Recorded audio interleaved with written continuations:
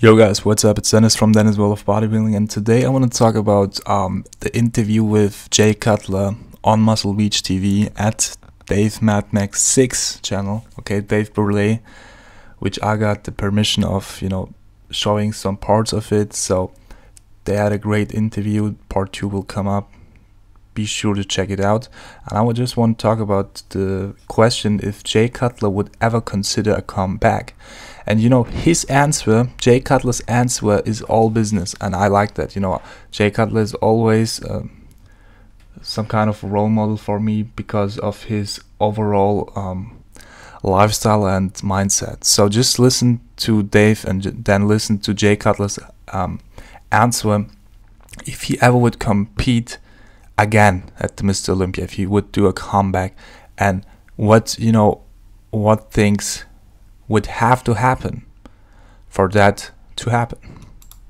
That being said, and I know that you have no plans of competing as well, but I also know that you're the kind of person that will say, I'm done, that's it.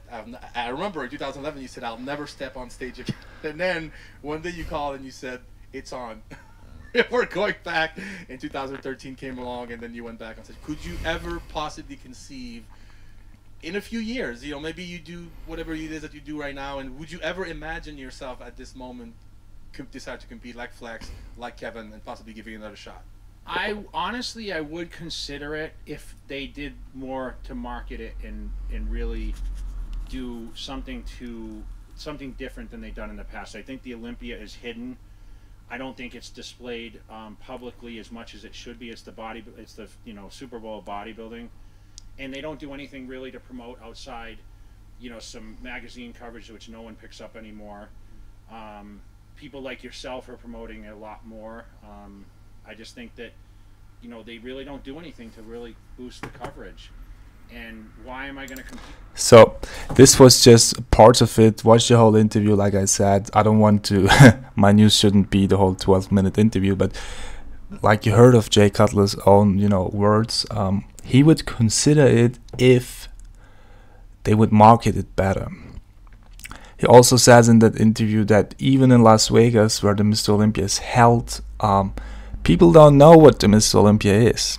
Like, we are 9 to 10 weeks out, there is no sign in the whole city, and that's the city where the Olympia, where the event is. Imagine what's the situation in other cities. So only 1 or 2 weeks out from the Mr. Olympia, at the arena where the Olympia is held, there is a little banner.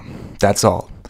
And I think Jay Cutler is right with that, because imagine if a famous guy like Jay Cutler would compete at the Mr. Olympia contest. The Mr. Olympia contest would benefit more from that than Jay Cutler would benefit from the contest. So it's not a win-win situation, directly.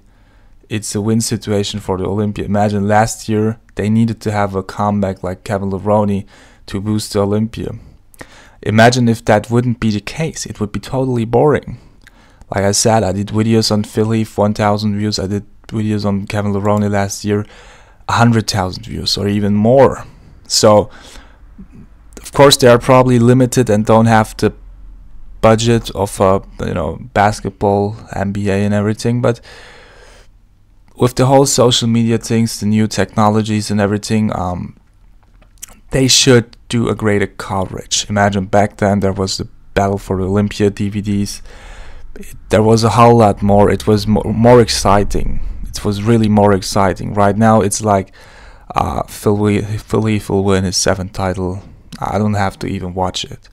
Even the people who watch the live stream, a lot of them, they don't, they don't want to watch it. They just want to watch the replay, maybe check some poses, and it's all, because it's like all, clear, more or less. But I think there is some